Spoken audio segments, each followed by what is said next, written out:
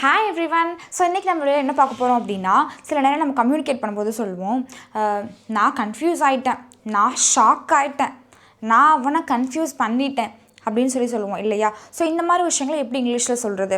இப்போது நான் ஷாக் ஆகிட்டேன் அப்படின்றதுக்கு ஷாக்டு அப்படின்னு சொல்லணுமா, இல்லை ஐ வாஸ் ஷாக்டு அப்படின்னு சொல்லணுமா? நான் கன்ஃபியூஸ் ஆகிட்டேன் அப்படின்றதுக்கு ஐ கன்ஃபியூஸ்டுன்னு சொல்லணுமா, இல்லை ஐ வாஸ் கன்ஃபியூஸ்டுன்னு சொல்லணுமா? கன்ஃபியூஸ் ஆகுதில்ல. ஸோ இது என்னன்னு சொல்லி பார்க்கலாமா? டன். ஸோ ஃபஸ்ட்டு பாருங்களேன், he surprised, he was surprised அப்படின்னு சொல்லியிருக்கு. இதில் ஹீ சர்ப்ரைஸ்டு அப்படின்னா இது simple past tense. He was surprised அப்படின்னா அதுவும் சிம்பிள் பாஸ்ட் டென்ஸ் தான். எப்படி ரெண்டையுமே நீங்கள் சிம்பிள் பாஸ்ட் டென்ஸ் சொல்கிறீங்க? இவ்வளோ நாள் நீங்கள் சிம்பிள் பாஸ்ட் டென்ஸ் அப்படின்னாலே subject plus verb second form வரும் அப்படின்னு எல்லாம் சொன்னீங்க. அப்படின்னா ஒன்றும் இல்லை, ரெண்டும் சிம்பிள் பாஸ்ட் டென்ஸ் தான். பட் ஆனால் ஃபஸ்ட்டு ஃபார்ம் வந்து ஆக்டிவ் வாய்ஸில் இருக்குது, செகண்ட் ஃபார்ம் வந்து பாசிவ் வாய்ஸில் இருக்குது. நம்ம ஸ்கூல் படிக்கும்போது படிச்சிருப்பேன் ஆக்டிவ் வாய்ஸ் பாசிவ் வாய்ஸ்னு சொல்லிட்டு. இப்போ நம்ம ஆக்டிவ் வாய்ஸ் பாசிவ் வாய்ஸ் வந்து நான் அது கிராமட்டிக்கலாக போனோம் அப்படின்னா உங்களுக்கு கன்ஃபியூஸ் ஆகும். இது நான் உங்களுக்கு இன்னும் சிம்பிளாக ஈஸி வேல சொல்லிக் கொடுக்குறேன். ஆக்டிவ் வாய்ஸ் அப்படின்ற பொழுது நம்ம subject plus verb second form use பண்ணுவோம். பாசிவ் வாய்ஸ் அப்படின்னா subject plus was or were அப்புறம் வேர்ப் தேர்ட் ஃபார்ம் யூஸ் பண்ணுவோன்ற இந்த ஸ்ட்ரக்சரை ஞாபகம் வச்சுக்காங்க. ஆனால் இதுக்கப்புறம் பார்க்கலாம். இப்போது வேர்ப் அப்படின்னு நம்ம சொல்கிறோம் இல்லையா, ஆக்சுவலாக ஒரு ஆக்ஷன் வேர்டு நம்ம சொல்கிறோம். ஆக்ஷன் வேர்டை வந்து பார்த்திங்கன்னா நிறைய இதில் சில கேட்டகரிஸ் சில டைப்ஸ் இருக்குது. இதில் ஒன்று என்ன அப்படின்னா emotion and feeling based verbs அப்படின்னு சொல்லி நம்ம அதை எடுத்துக்கலாம். எமோஷன் அண்ட் ஃபீலிங் பேஸ்டு வேர்ப்ஸ்ன்னு சொல்லி இருக்குது. இதெல்லாம் என்ன அப்படின்னா இதெல்லாம் நம்மளுடைய எமோஷன் அண்ட் ஃபீலிங்ஸை பேஸ் பண்ணின verb forms. Surprise, excite, embarrass, disappoint, amaze, shock, interest, confuse. So இந்த மாதிரி வார்த்தைகள் எல்லாமே நம்மளோட ஃபீலிங்ஸை பேஸ் பண்ணது. அதாவது நான் சர்ப்ரைஸ் ஆகிட்டேன், நான் எக்ஸைட் ஆகிட்டேன், நான் ரொம்ப எம்பாரஸ் ஆகிட்டேன், எனக்கு ரொம்ப எம்பாரஸாக ஃபீல் ஆச்சு. அதாவது எம்பாரஸ்னால் அவமானமாக ஃபீல் ஆச்சு, எனக்கு ரொம்ப சங்கட்டமாக ஃபீல் ஆணுச்சு அப்படின்னு சொல்கிறோம் இல்லையா? ஸோ இந்த மாதிரி இடத்துல எம்பாரஸ் அப்படின்ற வேர்டு யூஸ் பண்ணுவோம். டிசப்பாயிண்ட் ஆகுறது அப்படின்னா நான் ரொம்ப ஏமாற்றம் ஆகிடுச்சு, எனக்கு ரொம்ப டிசப்பாயிண்ட் ஆகிடுச்சு, நான் அதை எக்ஸ்பெக்ட் பண்ணவே இல்லை அப்படின்னு சொல்லுவோம். ஸோ இந்த மாதிரி நான் ரொம்ப ஷாக் ஆகிட்டேன், ரொம்ப வந்து இப்போது ஒரு ஸ்கூலுக்கு வந்து பார்த்திங்கன்னா வெளியிலேருந்து ஒரு மெஜிஷியன் வந்து நிறைய மேஜிக்லாம் பண்ணுறாங்க. அவங்களாம் பார்த்து குழந்தைங்க வந்து என்ன ஆகிடுவாங்க, ரொம்ப அப்படியே ஷாக்காகி பார்ப்பாங்க. ஸோ அந்த இடத்துல வியப்பாயிட்டாங்க, குழந்தைங்க வந்து வியப்படைந்துட்டார்கள் அப்படின்னு சொல்லும்போது அந்த இடத்துல அமேஸ் அப்படின்ற வேர்டு யூஸ் பண்ணலாம். ஷாக், இன்ட்ரெஸ்ட் ஆகிட்டேன், கன்ஃபியூஸ் ஆகிட்டேன், நான் ரொம்ப கன்ஃபியூஸ் ஆகிட்டேன் அப்படின்னு சொல்லுவோம். இது ஒரு விதம். நான் அவனை கன்ஃபியூஸ் பண்ணிட்டேன், நான் அவர்களை கன்ஃபியூஸ் பண்ணிட்டேன் அப்படின்னு சொல்கிறது இது ஒரு விதம். ஓகேவா? இது ரெண்டுக்கும் ஆனால் என்ன வித்தியாசம், இதை எப்படி இங்கிலீஷில் நம்ம ட்ரான்ஸ்லேட் பண்ணி சொல்கிறது அப்படின்னா இன்றைக்கி நம்ம வீடியோவில் பார்க்க போகிறோம். ஆக்சுவலாக இது வந்து என்னென்னா emotion and feeling based verbs. இது என்ன அப்படின்னா command or action based verbs. அதில் என்னென்னா ஆஸ்க், ஆர்டர், டெல் இதெல்லாமே. ஸோ இதுக்கு எக்ஸாம்பிள் சென்டென்ஸ் பார்க்கலாம். ஆக்சுவலாக இந்த feeling and emotion based verb ஃபார்ம்ஸை வந்து எப்படி சொல்லுவோம் அப்படின்னா மேக் சம் ஒன் ஃபீல்ஸ். யாராவது ஒருத்தரை வந்து ஒருத்தரை கன்ஃபியூஸ் பண்ணணும், இல்லைன்னா நம்ம கன்ஃபியூஸ் ஆகிடணும். ஓகே, நான் கன்ஃபியூஸ் ஆகிட்டேன் அது ஒரு விதம், நான் ஒருத்தரை கன்ஃபியூஸ் பண்ணிட்டேன் அப்படின்றது அது ஒரு விதம். ஓகே, ஆக்சுவலாக மேக் சம் ஒன் ஃபீல்ஸ், யாராவது ஒருத்தரை அந்த ஒரு ஃபீலிங்ஸை வந்து ஃபீல் பண்ண வைக்கிறது. சரியா? டன். ஸோ இதை எப்படி யூஸ் பண்ணணும் அப்படின்றதான் இப்போது இந்த வீடியோ. ஆக்சுவலாக இது என்னென்னா ஒரு சப்ஸ்கிரைபர் வந்து கேட்டிருந்தாங்க, ஒரு டிரான்ஸ்லேஷன் வீடியோ நம்ம பார்த்துருந்தோம். அதில் வந்து ஹீ வாஸ் சர்ப்ரைஸ்ட் அப்படின்னு சொல்லி இருந்துச்சு. அது என்னென்னா அவர் வந்து வியப்படைந்து விட்டார் அப்படின்னு சொல்லி அந்த வாக்கியம் வந்து நான் கொடுத்துருந்தேன். அதை இங்கிலீஷில் டிரான்ஸ்லேட் பண்ணும்போது ஹீ வாஸ் சர்ப்ரைஸ்ட் அப்படின்னு சொல்லி போட்டிருந்தேன். இதை ஏன் நீங்கள் வந்து ஹீ சர்ப்ரைஸ்டுன்னு யூஸ் பண்ணலாம்ல, இல்லை ஹீ ஹேட் சர்ப்ரைஸ்டுன்னு சொல்லி யூஸ் பண்ணலாம்ல, ஏன் நீங்கள் வந்து ஹீ வாஸ் சர்ப்ரைஸ்டுன்னு யூஸ் பண்ணியிருக்கீங்க அப்படின்னு சொல்லி ஒருத்தவங்க கேட்டிருந்தாங்க. ஸோ அந்த மாதிரி அதே சமயம் இன்னொருத்தர் முன்னாடி ஒரு தடவை கேட்டிருந்தாங்க I ordered food, I was ordered food, ரெண்டுக்கும் என்ன வித்தியாசம் அப்படின்னு சொல்லி கேட்டிருந்தாங்க. ஸோ இந்த கேள்விகளுக்கான ஒரு பதிலாக இந்த வீடியோ இருக்கும் அப்படின்னு நம்புகிறேன். ஸோ ஃபஸ்ட்டு ஒன்று பாருங்களேன், இதுக்கு அடுத்து செகண்டாக இருக்குது பாருங்கள், கமாண்ட் வேர்ப்ஸ் அப்படின்னு சொல்லியிருக்கு. கமாண்ட் வேர்ப்ஸ் அப்படின்னா giving R receiving and instruction அப்படின்னு சொல்லியிருக்கு.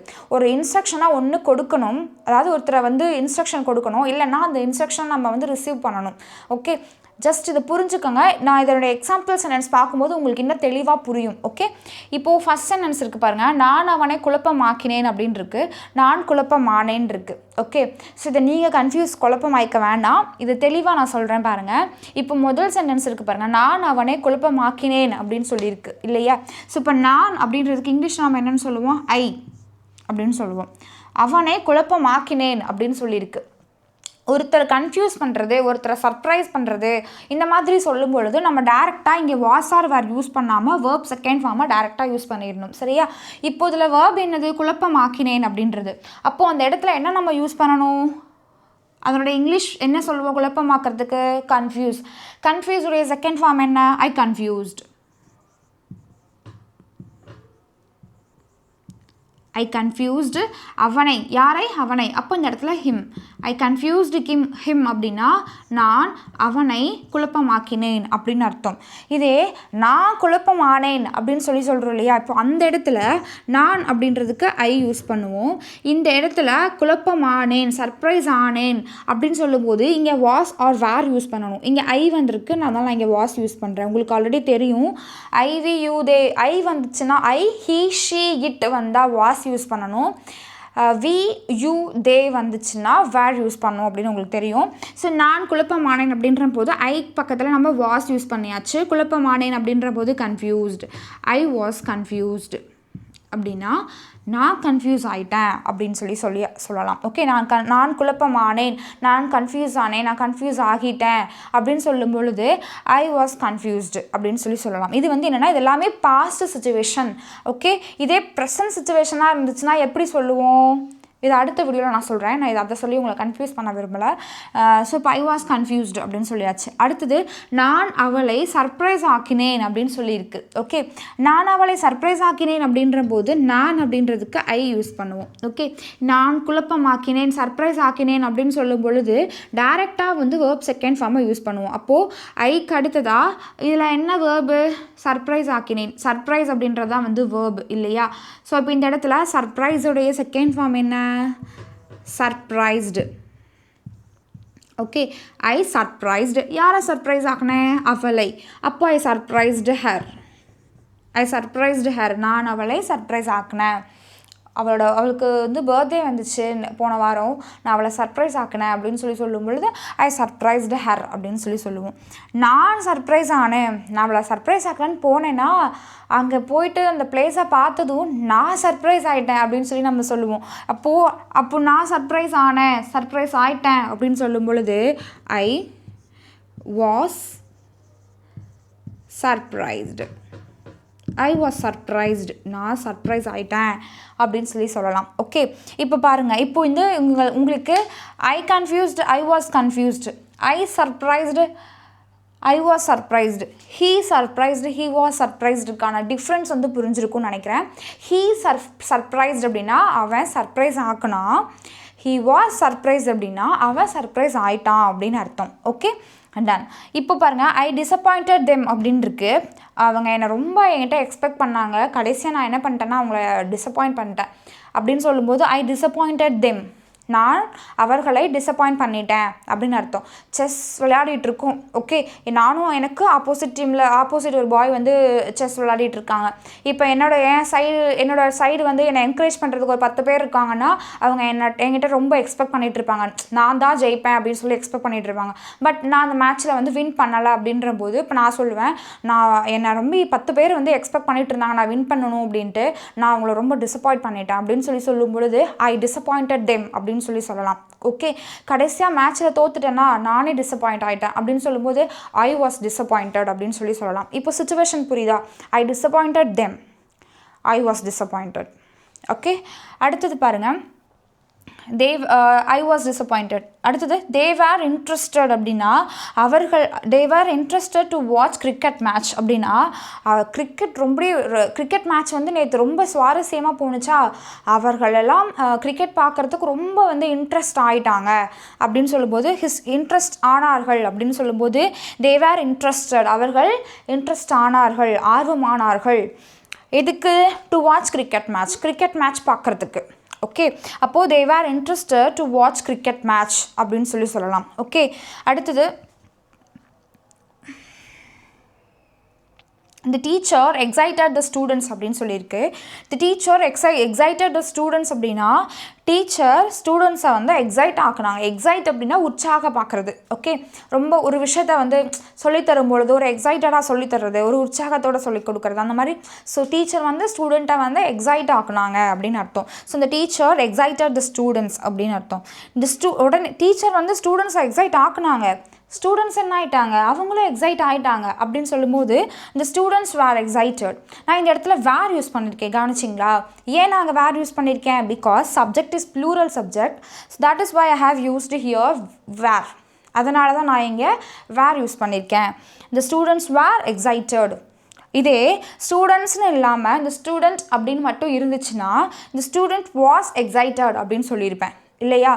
இதே இந்த இடத்துல ப்ளூரலாக வந்துருச்சு, அதனால் நான் இந்த இடத்துல வேர் யூஸ் பண்ணியிருக்கேன். இந்த ஸ்டூடெண்ட்ஸ் வேர் எக்ஸைட்டட் அப்படின்னு சொல்லியிருக்கேன். ஓகே, அடுத்தது பாருங்களேன். ஸோ இப்போ இந்த கான்செப்ட் வந்து உங்களுக்கு புரிஞ்சிருக்கும். அதாவது இந்த எமோஷன் ஆர் ஃபீலிங் பேஸ்டு வேர்ப்ஸை யூஸ் பண்ணி எப்படி டேரெக்டாக வந்து he surprise and he was surprised, இது ரெண்டுத்துக்குமான ஒரு டிஃப்ரென்ஸ் புரிஞ்சிருக்கும்னு நினைக்கிறேன். இப்போ பாருங்கள், கீழே கமாண்ட் அண்ட் ஆக்ஷன் பேஸ்டு வேர்ப்ஸ்ன்னு இருக்குது. இதில் நான் இந்த ஆர்டர் அப்படின்ற வேர்டை நான் எடுத்திருக்கேன். இந்த ஆர்டர் அப்படின்ற வேர்டுக்கு பார்த்தீங்கன்னா 2 மீனிங் இருக்குது. ஒன்று என்னென்னா ஒரு திங்ஸையோ இல்லை ஒரு ஃபுட்டோ ஏதோ ஒன்றா ஆர்டர் பண்ணுறது. ஓகே, இன்னொன்று என்னென்னா ஒருத்தருக்கு ஆர்டர் போடுறது, கட்டளை இடுதல் அப்படின்ற அர்த்தம். 2 மீனிங்கை தருது இல்லையா? இப்போது I ordered food from the restaurant அப்படின்னு சொல்லியிருக்கு. நான் வந்து ரெஸ்டாரண்ட்லேருந்து ஃபுட்டு ஆர்டர் பண்ணேன் அப்படின்னு இருக்குது. ஓகே, இப்போது நான் சில பேர்த்திட்ட கேட்டபோது சிலர் டேரெக்டாக என்னென்னு சொல்லிட்டாங்கன்னா ஐ வாஸ் ஆர்டர்டு அப்படின்னு சொல்லிட்டாங்க. ஐ வாஸ் ஆர்டர்டு அப்படின்னா நான் என்ன ஆர்டர் பண்ணியிருக்கேன் அப்படின்ற அர்த்தத்தை கொடுக்கும் இல்லையா? ஐ வாஸ் ஆர்டர்ட் அப்படின்னா. இதே ஐ ஆர்டர்டு அப்படின்னா நான் ஆர்டர் பண்ணினேன் அப்படின்னு அர்த்தம். அதாவது இப்போ ஐ கன்ஃபியூஸ்ட் அப்படின்னா நான் ஒருத்தரை குழப்பமாக்குனேன் அப்படின்னு சொல்கிற மாதிரி ஐ ஆர்டர் அப்படின்னா நான் ஆர்டர் பண்ணினேன் அப்படின்னு அர்த்தம். Okay, done. ஸோ இப்போது I ordered food from the restaurant அப்படின்னு இருக்கு. நான் ரெஸ்டாரண்ட்லேருந்து ஃபுட் ஆர்டர் பண்ணேன் அப்படின்னு அர்த்தம். I ordered him to sit down அப்படின்னு இருக்கு. இது என்ன அப்படின்னா நான் அவனை உட்கார சொல்லி ஆர்டர் பண்ணேன், அதாவது கட்டளையிட்டேன் அப்படின்னு சொல்லலாம். இது வந்து என்னென்னா ஃபுட் ஆர்டர் பண்ணுறது. இது என்ன அப்படின்னா உட்கார சொல்லி ஆர்டர் போடுறது. Okay, done. ஸோ இப்போ கீழே இருக்க சென்டென்ஸ் பாருங்களேன். இந்த இடத்துல ஐ வாஸ் ஆர்டர்டு ஃபுட் அப்படின்னு சொல்லி யூஸ் பண்ணக்கூடாது. ஓகே, இதே இப்படி சொல்லலாம். எப்படின்னா இப்போது நீங்கள் ஆர்டர் பண்ண ஃபுட்டு வந்து வேறு டேபிளுக்கு வந்து மாறி போயிடுச்சு. அப்போது நீங்கள் சொல்லலாம் the food was ordered by me அப்படின்னு சொல்லலாம். the food was ordered by me அப்படின்னு சொல்லலாம். ஓகே, அதாவது அந்த ஃபுட்டு என்னால் ஆர்டர் பண்ணப்பட்டது அப்படின்னு சொல்லி நீங்கள் சொல்லலாம். ஸோ வெயிட்டர் வந்து பக்கத்து டேபிள் கொண்டு போகும்போது நீங்கள் கூப்பிடுவீங்க, waiter that food was ordered by me அப்படின்னு சொல்லி நீங்கள் சொல்வீங்க.